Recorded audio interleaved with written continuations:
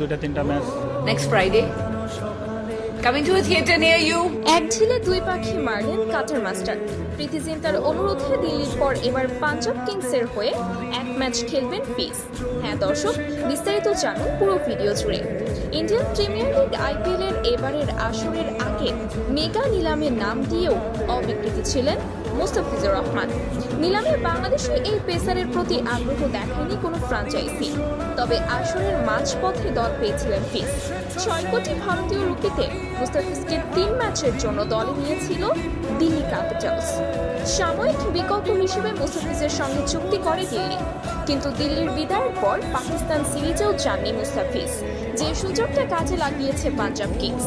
কেননা আগামীকাল মুম্বাইয়ের বিপক্ষে সেমিফাইনালে মাঠে নামবে প্রীতি জিন্তার পাঞ্জাব কিংস, আর তাই নতুন বিসিবি সভাপতির সঙ্গে যোগাযোগ করে ফিসকে দলে নেওয়ার বিষয়টি জানান প্রীতি জিন্তা।